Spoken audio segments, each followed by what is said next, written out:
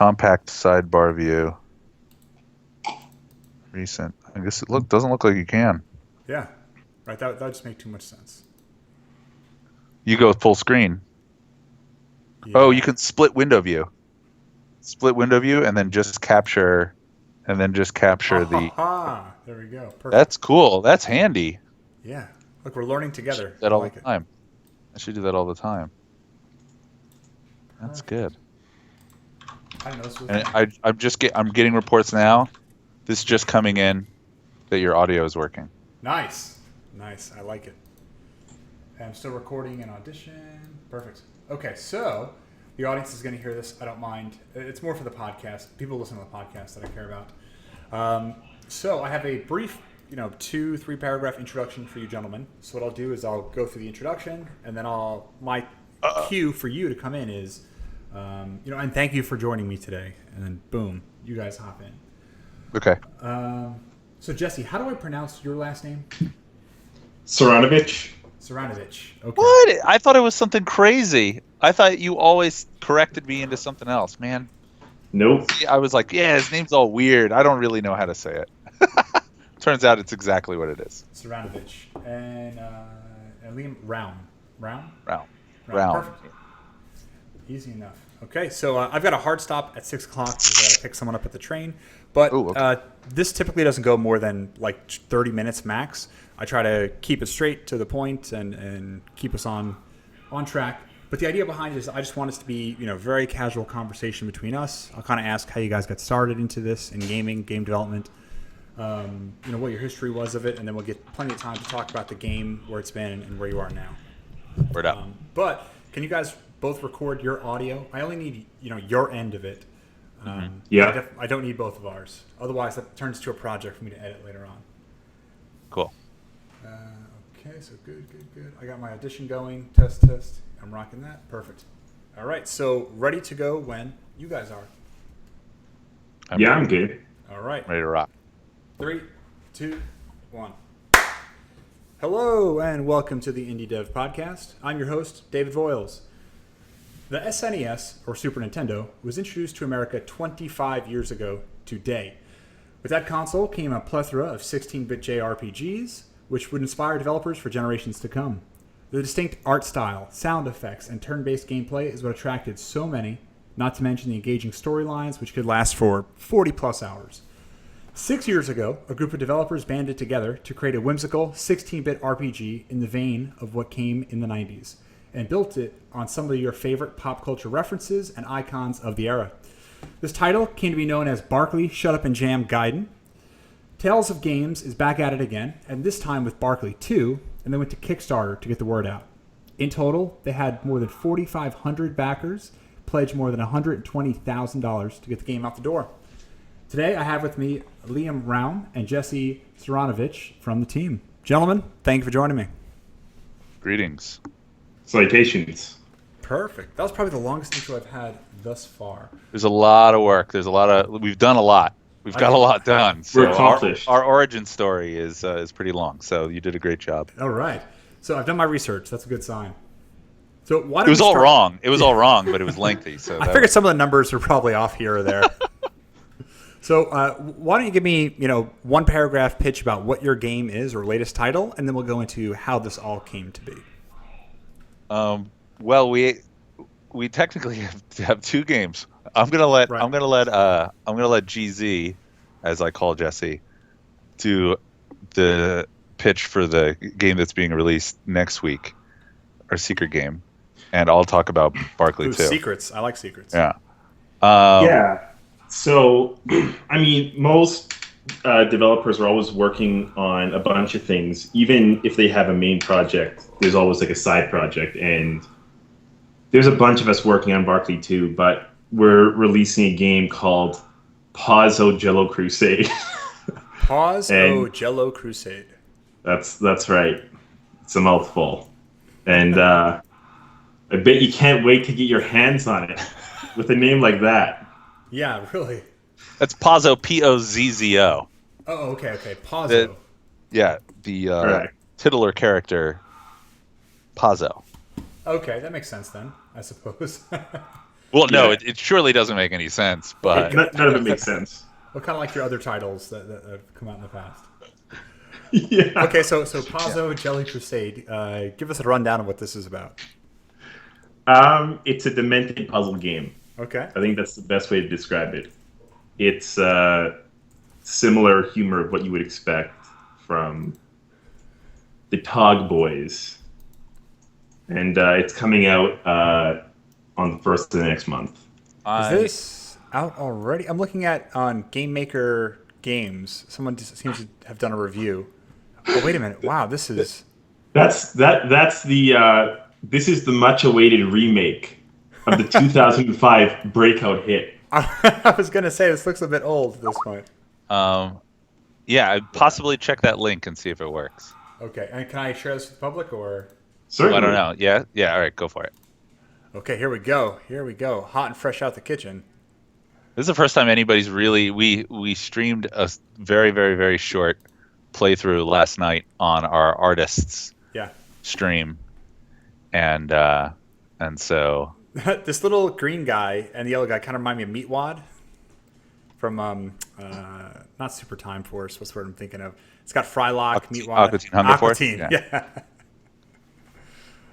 the other developer, his name is Laz or Stinko or the Big Bang Gamer. We're not really sure Yeah, what he goes of by. great names. But he's also known as the Finnish Meatwad. The fit, And- seriously. Yeah. So there's some correlation there. Okay, so you have a Canadian, a New Yorker, and a Finnish person working on games Right. all on one team. Mm-hmm. All right, diverse. I like it. So, what's the idea behind Pazzo? There is no idea. Okay. I hate to disappoint. There is no idea. Hey, look, we've all got to start somewhere, so that's fine. Yeah. I just noticed that the popular user-defined tags for this product is strategy, not puzzle. Strategy. I like Yeah. that. Yes, definitely Yeah. sets So in this, mind. as GZ was saying, it's sort of because Barkley 2 is been on such a long run, and so much of it is reliant on a person doing one part and another developer making another part of it. There's a lot of downtime, specifically with a lot of Barkley's mini games and little side quests and things. Okay. Pazzo just sort of came about specifically GZ and Laz, the Finnish Meatwad's free time, I guess, in between tasks of Barkley. So they turned it into a full game, and Sweet. Tales of Games is happy to present it out into the world. Well, it's about time it got out. Well, how long have you been working on this? I don't know if on and off, maybe 2 months. I mean, okay, this nice. the thing is, the game structurally already existed because it had puzzles, Yeah. and then most of it was updating it to be modern, like HD graphics, slightly better levels, things like that. I thought it was. We added teledildonics. Can you explain what that is? It's It's like blast processing. No. Teledildonics is slightly different. In the future of the world, when humans don't actually have physical contact with each other, and their entire relationships are built online, Yes. teledildonics will be the means with which you get physically intimate with another person by transmitting a signal or information from one person to the next person's apparatus, and that apparatus giving you gratification. You guys have been watching entirely too much Demolition Man. This game is possibly the first game, surely the first indie game, I'm going to guess, that features teledildonics support. Teledildonics is what you call it. Teledildonics, that is correct. So, Tales of Games is paving the way of Like a lot teledildonics of things. in your living room. Yeah. So I mean, surely you've seen the scene before in Demolition Man when Sandra Bullock. course. Right, Of okay, course. okay. I've got this playing in the background now for people who've maybe never seen it before. Yep. That's one of my favorite scenes in that movie. Right, because it's like such a foreign concept. At least 23 years ago when the movie came out. But looking at it today, and based on what you're saying, especially when you realize how many people have not necessarily sexual relationships, but just social relationships online, like this is something that's completely practical. That is correct. I think we call it texting or sexting today, right? So This sexting is the foreplay yeah. of this entire new way to express yourself intimately. And Paza's breaking the ice. Let's just say. Yeah, you got going deep with this one. Yeah, paving the way to a dark future. Yeah. To a dark and gratifying future. Okay, so you have a dark future. Let's go back to your past. What was the first well-known title that you gentlemen had worked on? That was Barclay's Shut Up and Jam Gaiden. Okay, can you give us a quick background on how that got started? Well, it got started with my brother and his online friend. My brother goes by Bort, and the other guy is C-Boy-RD. And they started with a... we know each other by our screen names just as much. And, this is before anybody ever met each other. Right. They started with a RPG Maker kind of concept jokey game called Barclay's Shut Up and Jam Gaiden, the unofficial sequel to the actual, I think originally Barclay Genesis game, yeah. Barclay Shut Up and Jam. And it was a joke and it was trash until... your boy GZ here stepped in, and I'll let him take over. He turned it from the RPG Maker swill that it was into, not that RPG Maker itself is swill, but the project itself was, and he turned it into Game Maker and the robust experience that is beloved by millions. Yeah, at the time, RPG Maker wasn't too technical, and right. neither of them were too technical in terms of making games. So that was the big thing that the game was lacking. And how I got involved was I literally just played the demo like everyone else did. Like, I played it, I liked it, but I could see that there was a lot of issues with it. So that's when I got involved, and I think that was for the best, because a lot of indie teams out there, you can't have all the skills. It's very rare for someone to have, Chef is great at music. He's great at writing. Brian, he's a legendary quest designer. Let's say the old Home Quest. So he has lots of experience playing JRPGs growing up, I'm assuming. Yeah, they're both obsessed. I would say probably of all, I am the least experienced when it comes to games. So that's how we balanced each other out. Okay. They had the more arcane RPG knowledge, and I had more skills. Tech savvy. Skills. Yes, that's correct. And that's how it got made. Okay, so you had this silly idea for an old game based on Charles Barkley's Shut Up and Jam from the SNES and Genesis era, which, by the way, I rented at Blockbuster about 20 years ago.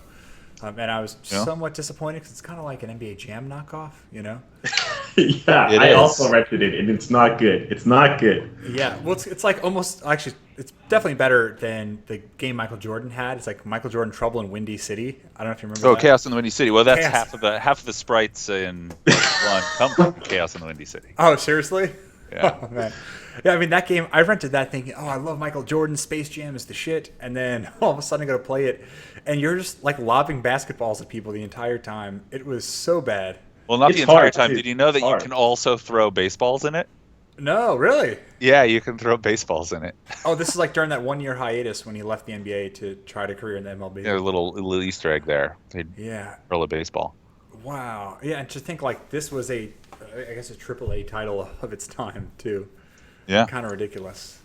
Okay, so you have sprites from these games and silly idea. Loved RPGs growing up, and I guess how did you either of you get involved? Like, who started it? How long across the way did you guys get involved in all this? Get your hands on it. Well, for me, it was I probably got involved 3 months after the game's inception. Okay. And then it probably took another year to finish.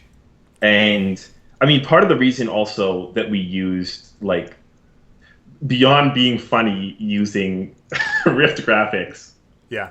we didn't have any artists on the team. Like, we had people who were contributing. Yep. Like, two of the people who contributed graphics ended up working on Barkley too. But I mean, it's hard to get people, convince people to work on a joke game Right. for a year. So stealing graphics was our best option at that point. Yeah, definitely. And were you ever worried, about someone kind of bringing the ban hammer on you, or getting upset?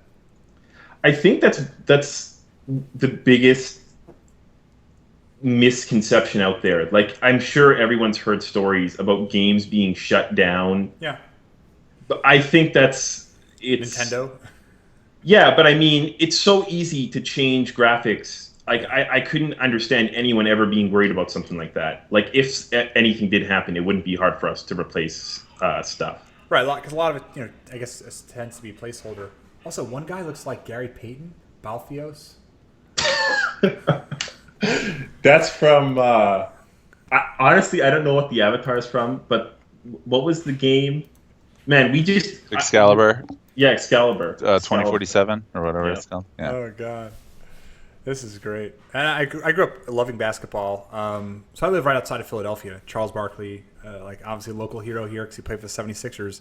He actually has a place about one block away from me too. But he spends most of his time in Atlanta. It's just funny to see people kind of pick the round mound of rebound as like the main focus for such a bizarre game. Yeah. Yeah, none of us actually care that much about basketball. That's another thing that should be pointed out. Yeah, I mean, I think one of the things there's a lot of humor in it, but a lot of people ask us like, what, like, how did you guys come across, why Charles Barkley? Why Charles Barkley? And it's sort of like, man, Barkley versus Godzilla was out, came out, 20 years before this game, right? So like, I mean, Barkley it's pretty rich. It's fertile ground for that kind of thing. So it was definitely not like a flash of genius necessarily from that end. It was more, I mean, I think just the idea, the name Gaiden is funny. Right, absolutely. And then after that, it just sort of fell into place. I think the real appeal of the game is that why would anyone not choose Charles Barkley, but why would anyone go and make a game that takes 7 hours to beat based on one not good joke, right? The joke is not actually funny. It's like one of the most dank memes of all time. It's a dank meme. Yeah, why would took it to the next level? But yet it took GZ, who is like the fastest programmer in the world, a year to make when you could have gotten the same effect in a month. Right. By doing the same thing, but that's dedication. That's sort of that, and then that's hence a good segue into Barkley 2. That's why Barkley is taking 5 years to make, or technically only 4. We're still at 4. Okay. Taking a while because what good is a game that takes 3 years and just delivers on exactly what we promised when we can make a game that takes 6 years and just goes way, way, way, way, way too far. Well, so you guys are going the opposite of the No Man's Sky approach, where you promise the world, come out with the game pretty fast, and then deliver on half of it. You guys are doing just the opposite. Well, and there's actually nothing wrong with that at all. And surely Barkley will have... I think Barkley 2 is going to be crazier and definitely more insane than what we promised, but there will surely be some stuff that we promised that aren't in the game. Yeah. 100%. Because we have, when you pitch a game or when you talk about a game that doesn't exist yet, from a developer standpoint, you're just pointing to drawings on a whiteboard. You're not actually pointing to code that actually functions. So definitely there will be some things that are not in there that we thought were really cool, and man, we cut stuff out every day now. But I think that looking back at what the Kickstarter was, I guess, promising, if you want to use that word, but what we were attempting to create, I think we've created something that, as long as it gets all the way through without crashing for everyone that plays it, it'll be a pretty wild experience. So, I mean, how long ago did you start on the journey for Barkley 2? Pretty much 4 years ago, like today. Holy cow. We decided about this time, like we started kind of in September, August, September. We're like, you know what? Let's do a Kickstarter. If Broken Age or whatever the hell it's called, Yeah, Double Font, whatever.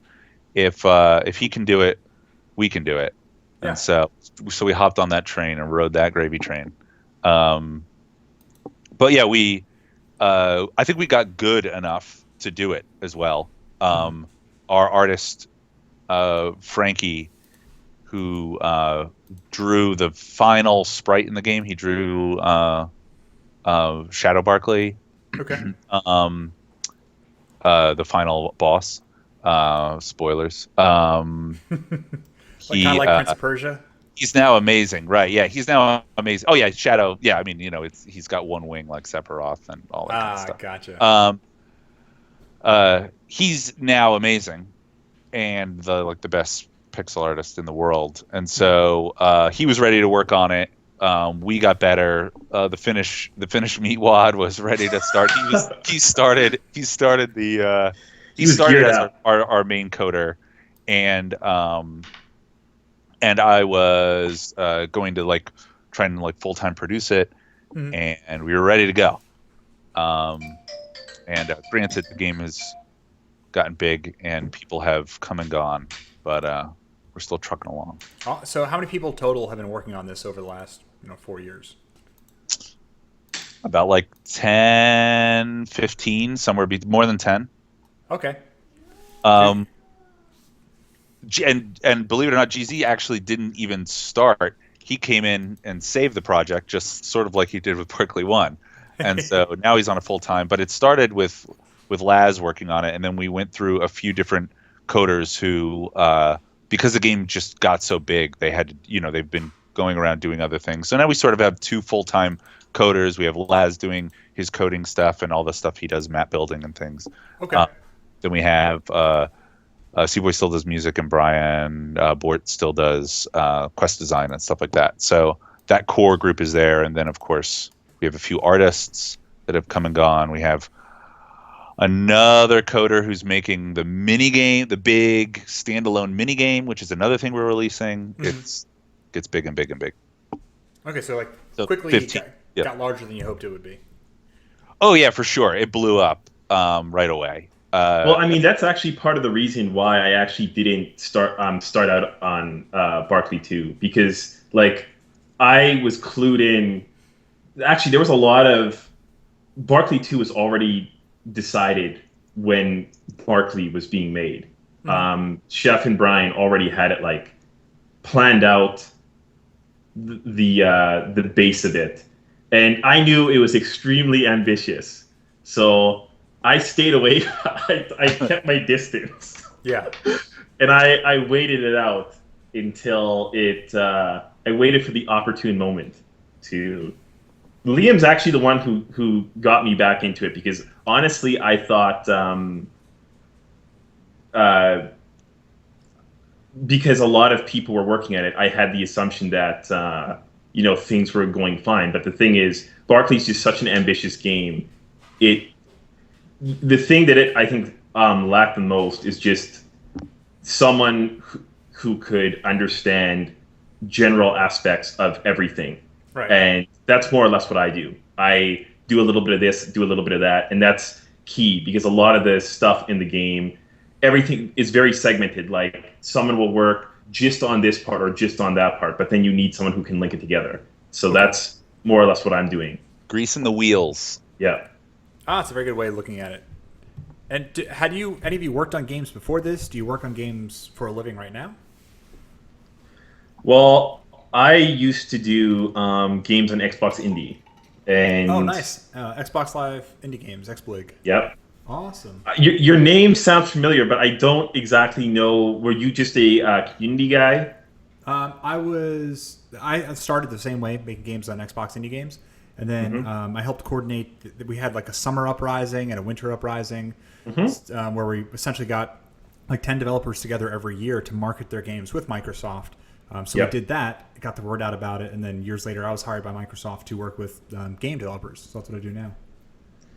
Yeah, I mean, the weird thing is Xbox Indie had like a really bad reputation amongst indie developers, but I thought it was great for me.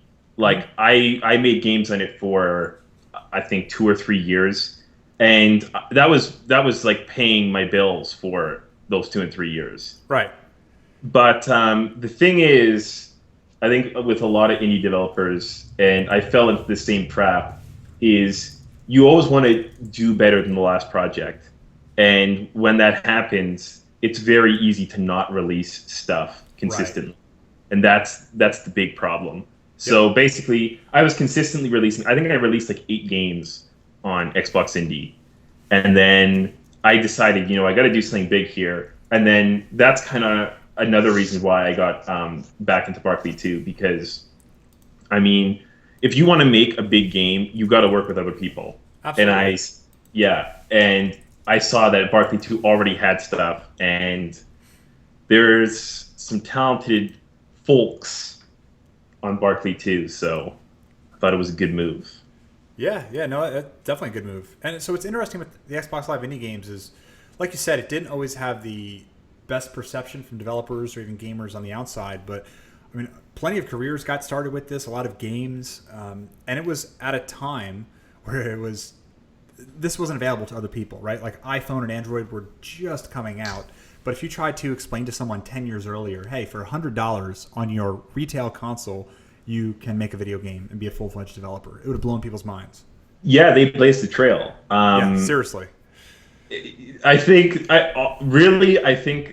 probably part of the problem was the fact that it actually was too, like you were saying, it was almost too open in a way. The fact that it was so easy and people really didn't realize how powerful it could be. Yeah. I think if it would have attracted, because I think the problem is it didn't attract enough experienced developers. A lot of people, it just got people who were starting with Xbox Indie. But yeah, a lot of people's careers got started. I mean, Silver Dollar Games, they ended up doing well.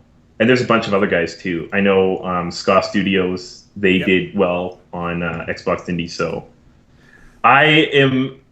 the Xbox Indie certainly had its problems, but I give it a thumbs up. Thumbs up. Yeah.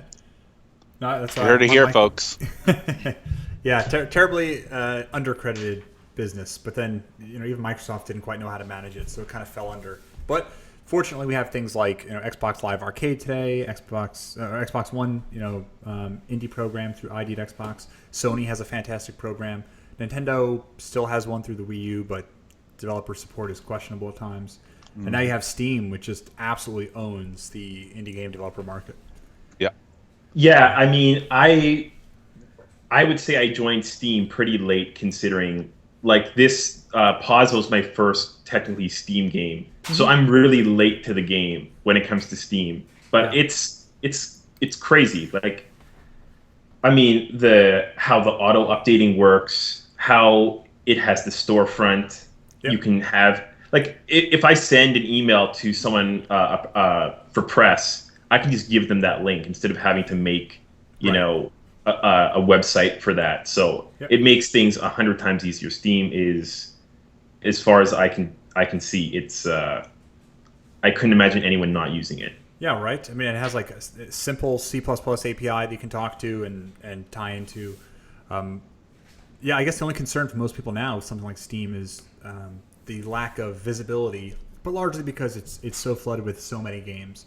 So no one's really ever been able to solve the issue of how do you surface the quality content, not only that, but the content that I would like to see or you would like to see, That's why we're taking advantage of that with Pazzo Jello Crusade, because you can look at Pazzo and you have no idea whether it's quality or not, and that benefits us. That benefits Pazzo. That's good.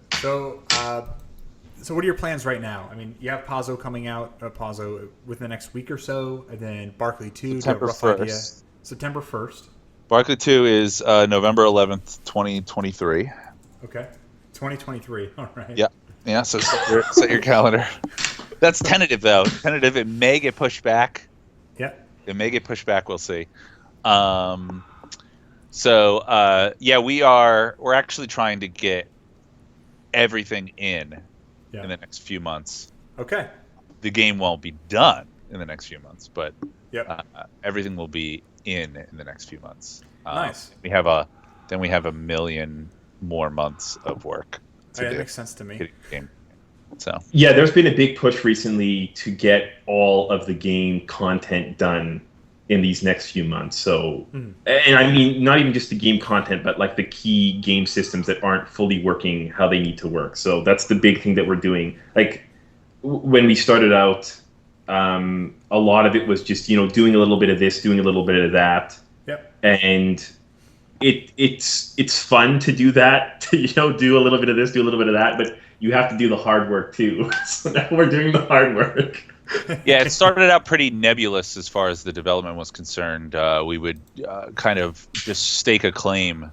We would build a menu that surely wasn't going to be the menu that makes it to the release, but something that does it and doesn't crash.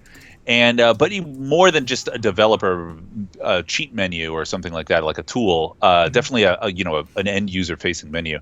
Right.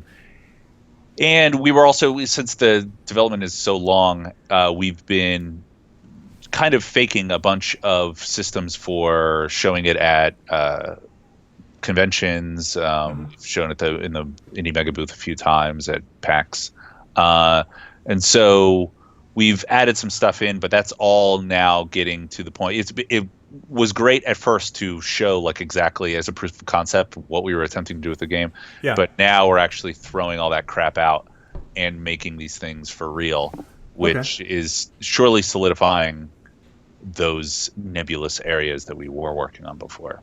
So, well, do you plan on showing it again?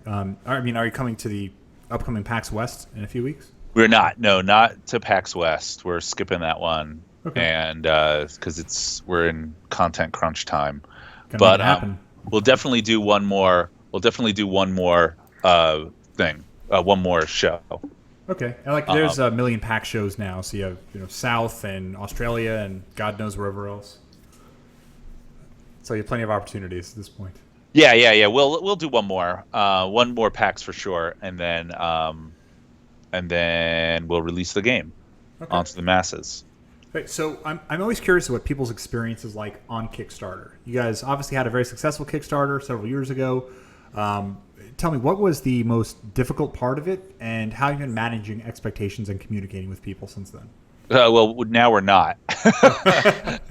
We're not communicating or managing expectations. So is that the best approach then? Well, no, not really. I mean, the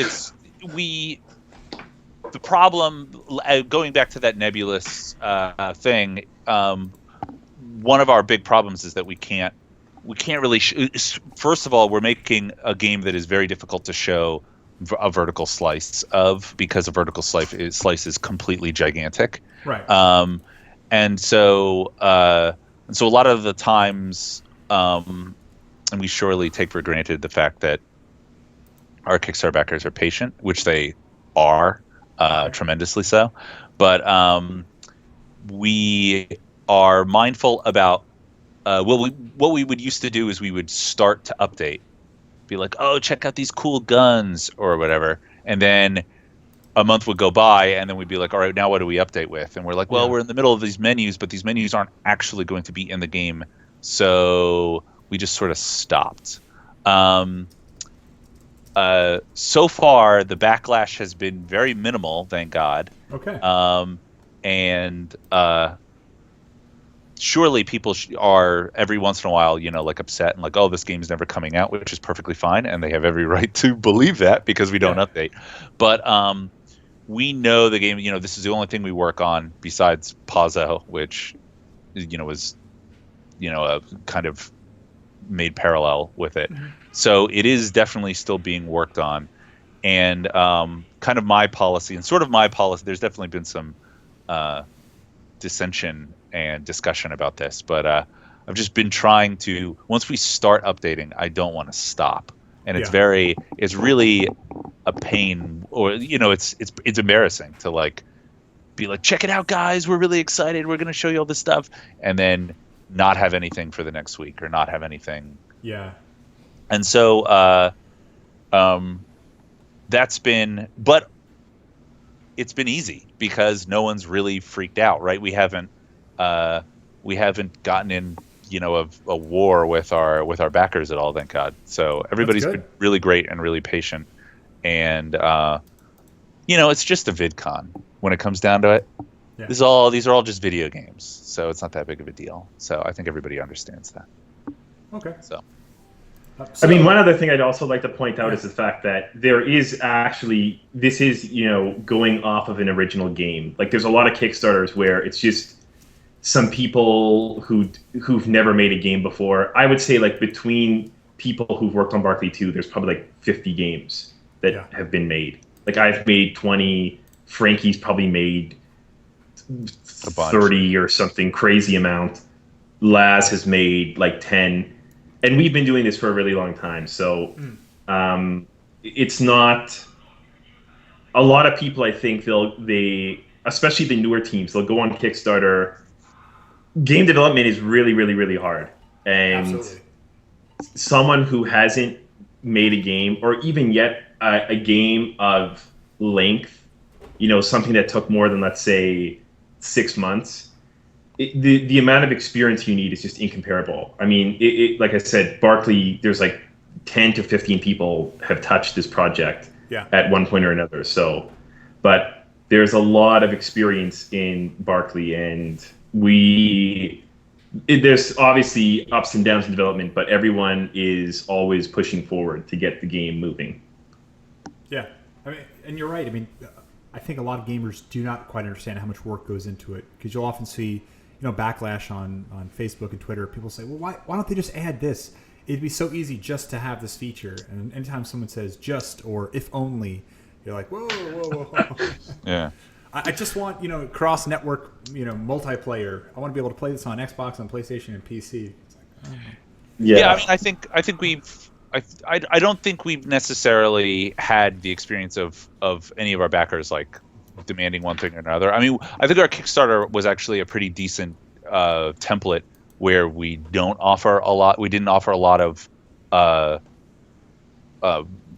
actual creative design, to the backers. There's one guy or girl, a secret person, who is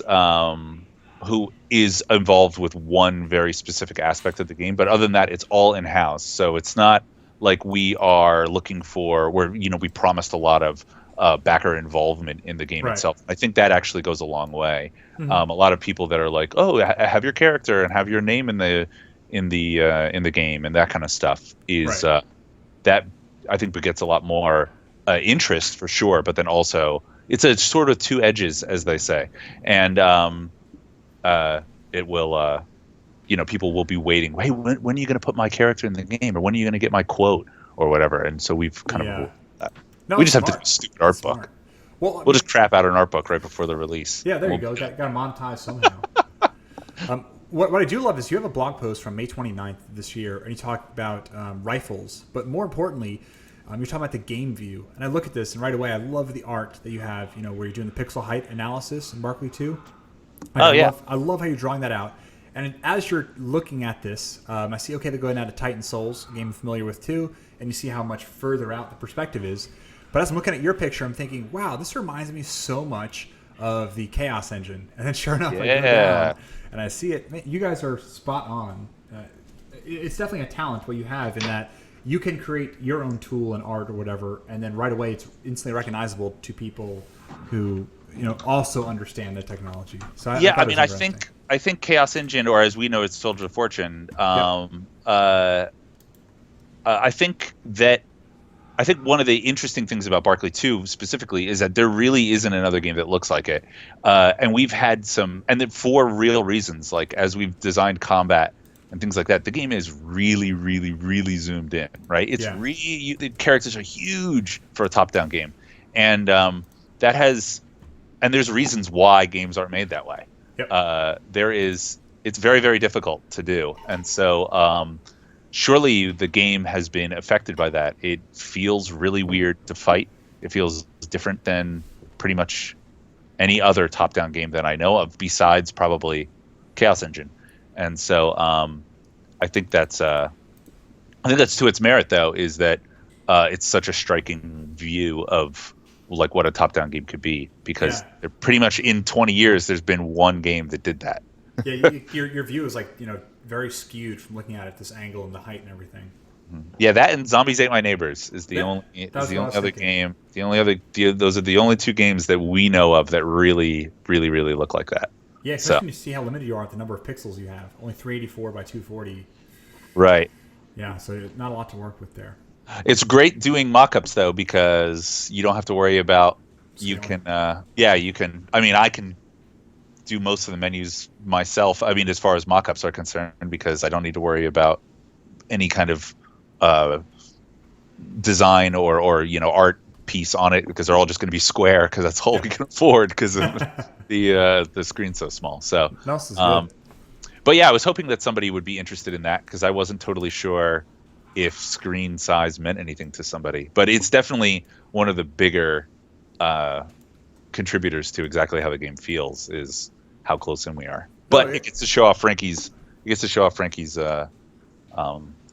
Gorgeous pixel art. Yeah, and the game dev community loves this kind of stuff. When you drop this into the game dev subreddit, and it'll gain a lot of attention. That's why I often I work with students and developers who are just coming up, and they say, "Oh, I worked on this game for years. I released it, and 10 people downloaded it. What do I do? What did I do wrong?" And I always say, get the word out early. So what you're doing with almost this development blog is perfect, because it engages people who. Maybe you're not selling it to me or the people who fit my profile, but at the same time, I see the development of it and I'm instantly intrigued. And me and my friends or people similar background would want to dive into this and play the game, if for no other reason, to see, okay, how does this compare to how they were developing it? And I want to see what the tricks of the trade were that they were using. So yeah, all right, cool. Yeah, so keep going. The more you market and talk about what you're doing, specifically on the technical side, the larger your audience grows. So, well, get ready for the Barkley 2 post-mortem. That's going to be a son of a bitch. 2024 or what? Yeah, it's going to be. We're going to have all kinds of tough stuff to tell people. what not to do. All right. So now make it a really big game. Now we're coming around the home stretch. What I typically do at the end of a show is I'll ask a question that came from the last guest. And last week, I took about 2 months off during the summer. I had some folks from Mortal Kombat on. Actually, a gentleman who played a lot of the main characters. So Scorpion, Sub-Zero, Johnny Cage. So Daniel Messina was one of the actors there. And then we also had Peck Pompey, who had done motion cap for the early 2000 Mortal Kombat games. So typically, I have people ask a question, and I have the next guest answer it, but I made a mistake. The last episode, I forgot to ask them a question. Oh, dear. Yeah. Okay. So I have no question for you guys, unfortunately.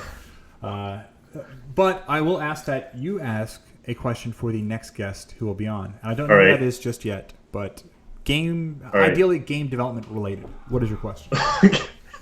What's your favorite Final Fantasy character? Oh, man. Okay. And if so, what is their blood type?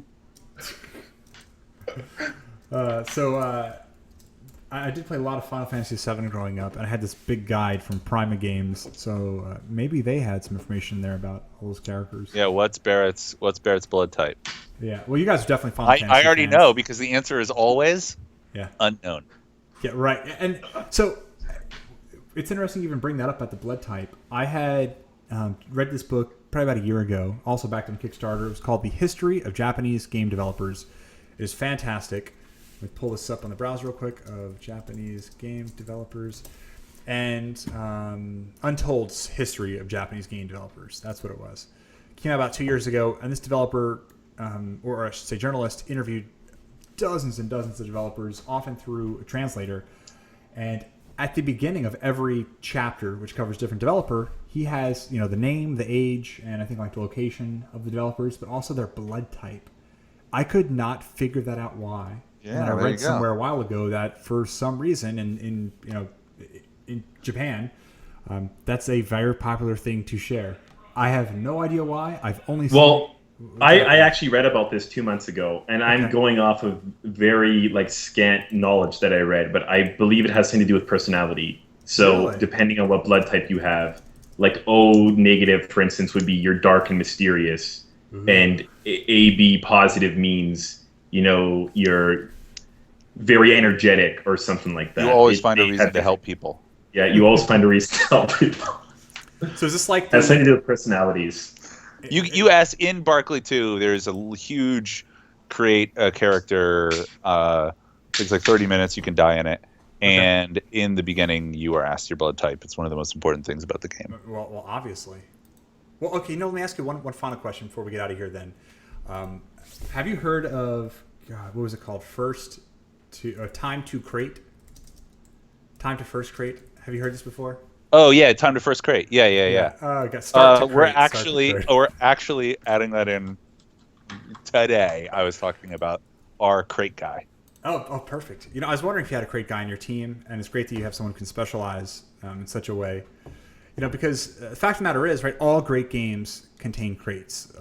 Therefore, all games can be judged empirically on these crates. So a common question is, how long does it take from the time you start that game to when you see your first crate? Now, certain games like Deus Ex or perhaps Half-Life, maybe it's 5 minutes. But other games might be several hours. So it's always important to kind of get it out there because these crates are truly the most underappreciated and represented parts of game development. Our game starts on a crate. Oh, perfect. You figured it out. So you're actually gaming the system by doing this. And what are your thoughts on having a category like that, maybe in Steam or in iPhone sales, right? Instead of indie or RPG, it should just be start to crate. Yeah. Well, we have an achievement is when you find the crate, you get a crate Chivo. So perfect. It's in there. Yeah, time to crate is very important to us as developers. Okay, and we're pushing the limit at all times. With new technology, with higher frames per second, we'll keep getting closer and closer and closer to instantaneous crate viewing. Yeah, but right now, Barkley runs at 17 frames per second. So right now, we're a little slow. Yeah, pushing the limits. We'll get there. All right, well, gentlemen, thank you very much again for joining. And before we go, do you have any social media links you'd like to hand out? Twitter, how can we follow you? How can we reach out to the folks behind this gem? Just keep a lookout for our second Kickstarter, Barkley 2, to finish it. Barkley 2 Kickstarter, the first one, and Tales of Games on Twitter. We'll start updating fairly soon, or a little longer than you think. Perfect. Well, thank you again, guys. And that's it for this time. And I'll see you on the next episode of the Indie Dev Podcast. Stay frosty. You guys are good. Good luck. All right. I'm going to finish recording now. Perfect. That came out very nicely. Cool. And so let me save this real quick. Make sure it doesn't explode. Barkley guiding Dave. Awesome. Yeah, so I'm looking forward to this. Barrett's blood type is O. It's on the Final Fantasy wiki. I only caught it the last few minutes, but that was good. Okay. Yeah, Barrett's blood type is O. Oh god. Yeah, you definitely grew up playing some Final Fantasy. You knew, One Winged Angel. You knew Barrett. Yeah. I mean, it's an easy one. My contention is that Final Fantasy VII created a lot of game developers. Oh, absolutely. That game, yeah. I think that got a lot of people into it.